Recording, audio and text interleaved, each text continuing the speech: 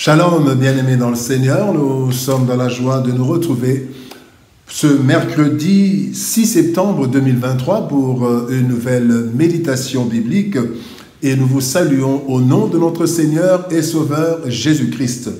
Nous allons lire un texte dans l'Évangile selon Jean, chapitre 15, verset 12. Jean 15, 12 nous dit ceci: « C'est ici mon commandement. Aimez-vous les uns les autres comme je vous ai aimés. » Comme il nous a aimés. Comme il nous a aimés, tel est le thème de notre méditation de ce mercredi 6 septembre 2023. Bien-aimés dans le Seigneur, l'amour est un sentiment, mais aussi une décision. Le manque d'amour est une source de souffrance et de destruction. Ce monde a une grande carence d'amour et nous en voyons et nous en subissons les conséquences quotidiennement. Le texte de ce jour, bien-aimé, nous enseigne sur la conception de l'amour selon Christ, selon Dieu. Le Seigneur donne un commandement avec un modèle ou un standard d'exécution.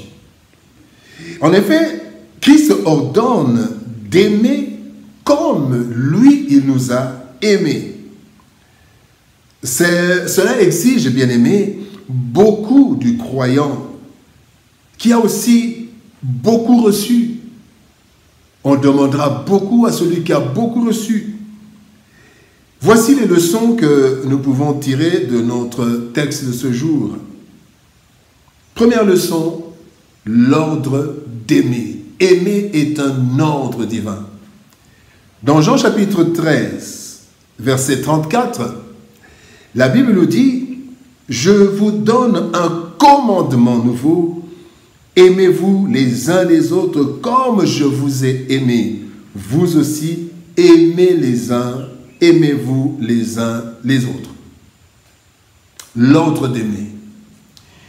L'ordre d'aimer est un commandement nouveau qui pourtant est le résumé de toute la loi de Dieu. Quand vous lisez dans Matthieu chapitre 22, verset 40, le Seigneur Jésus-Christ dit que aimer Dieu, aimer son prochain, c'est en fait, c'est le résumé de la loi et des prophètes. En respectant cet ordre d'aimer, nous sommes en mesure d'accomplir tous les commandements, toutes les recommandations et instructions de Dieu. Et alors pourquoi Christ nous donne ce commandement? Ce commandement, cet ordre d'aimer. D'abord parce que Dieu étant amour, ses enfants doivent lui ressembler. 1 Jean 4, 8 nous dit « Dieu est amour ». Donc, nous qui sommes ses enfants, nous devons lui ressembler. Donc, nous devons aimer parce que notre Père aime. Il est amour. Deuxième raison, c'est parce que l'amour couvre une multitude de péchés, comme il est dit dans 1 Pierre chapitre 4, verset 8. L'amour couvre une multitude de péchés. Nous pouvons être capables de pardonner, de couvrir un péché, parce que, évidemment, ne pas couvrir un péché pour encourager le mal. Mais cela peut couvrir un péché, nous donner la capacité d'aimer cet amour. Pourquoi aimer? C'est parce que l'amour calme la colère. L'amour calme la colère. Et enfin, c'est parce que nous avons tous besoin d'amour. L'être humain, bien-aimé, a besoin d'amour, quel que soit cet homme. Même celui qui qui apparemment est méchant, mais tout le monde a besoin d'amour. Aimer est un besoin essentiel. Voilà pourquoi, bien-aimés, Dieu donne cet ordre afin que tous bénéficient de l'amour. Personne ne peut manquer de l'amour. Deuxième leçon, un amour standard.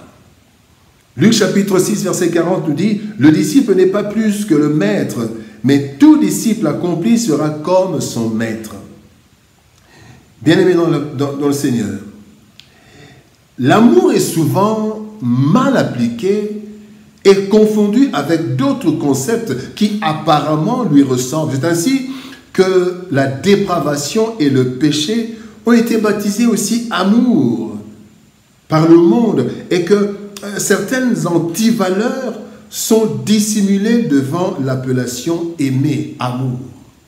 Le désordre sexuel et tout cela, l'amour. Voilà pourquoi le Seigneur a vite fait de préciser de quel amour il parle.